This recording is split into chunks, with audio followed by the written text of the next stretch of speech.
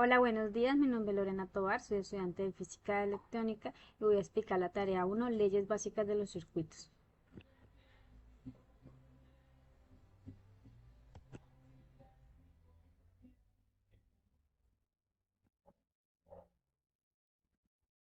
Leyes básicas de los circuitos, ley de Ohm, con sus fórmulas. Ley de Ohm con sus fórmulas. La ley de Ohm establece que si todas las condiciones físicas y las temperaturas permanecen constantes, el voltaje a través de un conductor es directamente proporcional a la corriente que fluye a través del conductor. Relación corriente-voltaje se describe como V igual a I por R. Ecuación: la constante proporcional R se llama resistencia y tiene unidades de ohmios con el símbolo que podemos observar acá. La misma fórmula puede describirse para calcular las corrientes y la resistencia respectivamente de la siguiente manera: I igual a V sobre R. Como podemos observar, aquí podemos ver las distintas formas, como podemos hallar resistencia, podemos hallar voltaje y podemos hallar intensidad. Ley del voltaje de Kirchhoff. La suma algebraica de las caídas de tensión en circuitos cerrados se expresan como cero, pero decirlo más simplemente dice que es la suma de todas las caídas del voltaje. Deben ser iguales al voltaje de entrada. La observación muestra que esta ley se basa en el principio de conservación de la energía, porque la energía totalmente suministrada al circuito debe ser igual a la energía total consumida, como aquí nos muestra la ley de Kirchhoff. Circuitos eléctricos.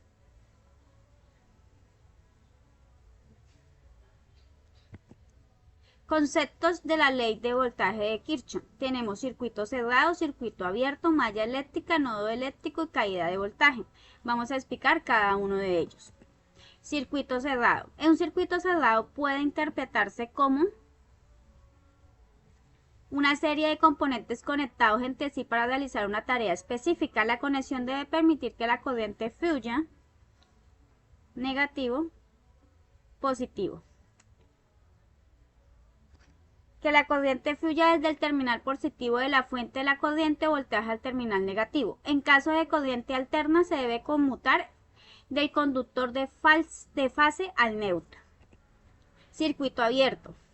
Un circuito abierto, como lo podemos observar acá, ocurre cuando por alguna razón la corriente ya no fluye del terminal positivo al terminal negativo, ya sea una pieza dañada, un conector abierto, un cable defectuoso o una pieza protectora que ha sido perforada para abrir el circuito.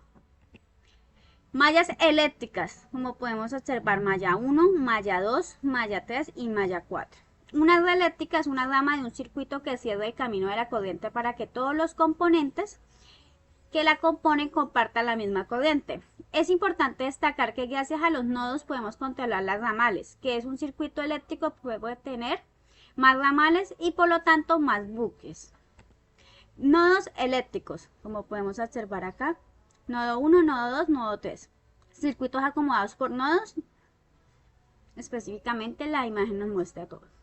La conexión de dos o más componentes en un punto de un circuito eléctrico se denomina unión eléctrica. Es importante tener en cuenta que estos nudos pueden ser claramente visibles o estar repartidos a lo largo de un solo cable. Al dibujar un circuito en papel es importante dejar claro que aunque el diagrama del dibujo tenga varias líneas que conectan los componentes, siempre están dispuestas de forma comprensible para el ojo humano. Esto se debe a que organizar los nudos según cómo están conectados hace que sea muy difícil leerlos.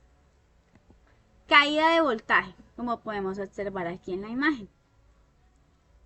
La caída de voltaje, también conocida como caída de voltaje, se produce cuando pasa por un componente eléctrico. Esta se reduce y produce energía eléctrica que se convierte en otra forma de energía, como calor o movimiento mecánico. Ley de corriente de Kirchhoff. Así lo establece la ley actual, también conocida como la primera ley o ley de combinación de Kirchhoff. La suma algebraica de las corrientes de entrada en cada nodo es igual a la suma de la corriente de salida. La suma algebraica de todas las corrientes que pasan por un nodo es cero. En pocas palabras, esto significa que la cantidad de energía que entra en un nodo debe ser igual a la cantidad de energía que sale. Como podemos observar aquí en la imagen, el nodo,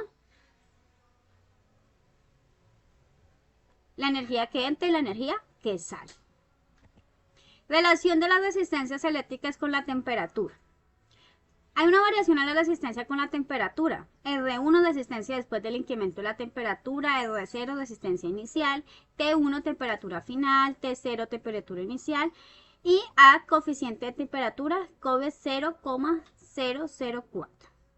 La resistencia eléctrica de muchos materiales aumentan con la temperatura. La razón principal de esto es que a medida que aunque la temperatura y los átomos del material se muevan con mayor energía y velocidad, esto aumenta el movimiento atómico provocando más colisión entre electrones y átomos, aumentando la resistencia al flujo de electricidad. Conductores metálicos. Para la mayoría de los metales, la resistencia aumenta linealmente como la temperatura. Esto se debe a que a medida que se calienta, la amplitud de las vibraciones de los átomos del metal aumentan y se producen más colisiones con los electrones. Semiconductores. En este caso de los semiconductores, las resistencias disminuyen a medida que aumenta la temperatura. Cuanto mayor es la temperatura, más electrones pueden saltar al nivel de conducción, lo que facilita el flujo de la electricidad. Aisladores. Para los aisladores, el cambio de resistencia con la temperatura puede variar según el tipo de aislante. Sin embargo, en la mayoría de los casos, la resistencia aumenta con la temperatura. ¿Qué es una fuente dependiente de voltaje? Fue la pregunta que me correspondió. El voltaje de la salida de una fuente de alimento de 4 terminales está determinada por la corriente o el voltaje de un circuito. A diferencia de una fuente de tensión ideal, la tensión de salida no está distribuida uniformemente.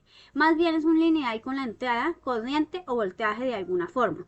El voltaje de la salida de una fuente de voltaje dependiente es exactamente el mismo que el voltaje o corriente de la entrada. Y pues quise poner una imagen explicando mi respuesta. Muchas gracias por la atención prestada.